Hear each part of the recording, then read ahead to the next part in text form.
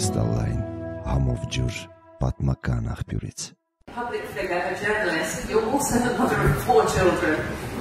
This is juggling a lot, but thinking about your children and the children of your country and beyond and hearing your prayer, what does the future hold for that younger generation, and what is it that the First Ladies and Gentlemen can do to help that next generation in their work?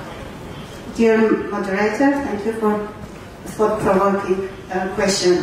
First of all, I would like to welcome the initiative of the First Lady of Ukraine, Olena Zelenska, to hold this first summit of First Ladies and Gentlemen. This is a very important platform to discuss our problems and maybe find solutions.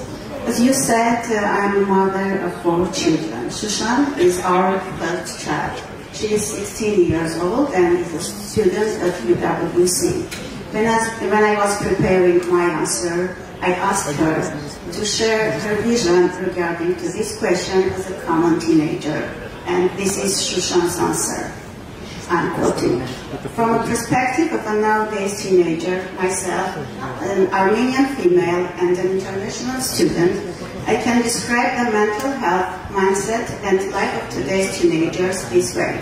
Today's teenagers are the generation that is really passionate about change, equality, justice, human rights and sustainability.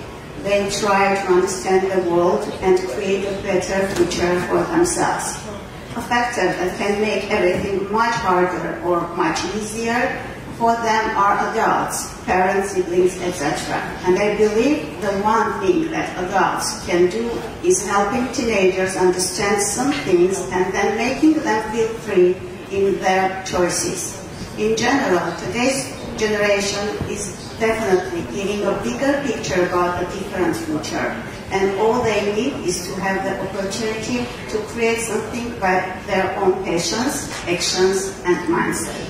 And quote. Ladies and gentlemen, although Shushan is not mentioning big problems, but at the same time she is dreaming about different future.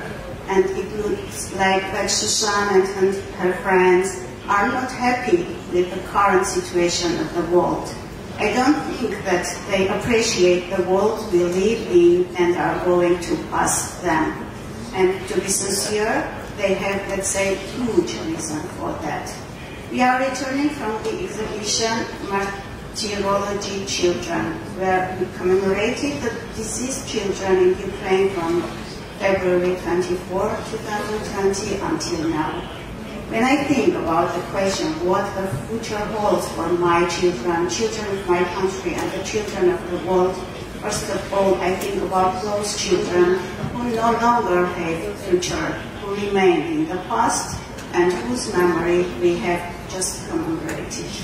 I think that we, the adults, did not do our utmost at the time so that the future would not prepare such an end of life for them.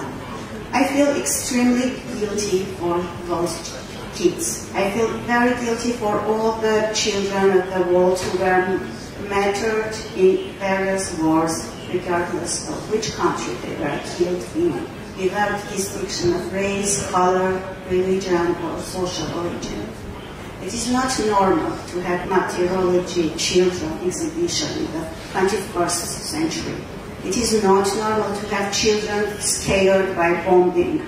It is not normal in the 21st century to have children trapped in a blockade, being hungry, exhausted, with a fear of genocide in their hearts. As we speak, 120,000 people, peaceful people of Nagorno-Karabakh are on the verge of humanitarian catastrophe due to the inhuman blockade of Lachin corridor and subjected to constant life threats. 30,000 children living in Nagorno-Karabakh are struggling from malnutrition and lack of food. They are forced to stand in a queue for hours in order to get some minimum amount of food. They are witnesses frequently recorded cases of faintings which is directly related to the overstressed mental state of the residents in Nagorno-Karabakh. 30,000 children are blocked in a small land, deprived from their inalienable rights such as right to food, right to health care, right to education. 2,000 pregnant women in Nagorno-Karabakh don't have even basic access to health care. Only a blockaded mind can turn a blind eye to the hardships of innocent people, and only a deadlocked heart keeps the blockade of the road of life, alleging our idol, link Nagorno-Karabakh to Armenia and the external world. Coming to the end, I would like to call all of us to be enough brave to find the solutions to all our problems, including above mentioned, from completely other angle. We need to value every single human life, and while all of us, or at least some of us, are busy with global political agendas and everyday routine, we need to find new ways and tools to stop the wars and value the human lives. At the end of the day, global peace is a fundamental condition for progress, and only in this regard we can inherit a better world for future generations.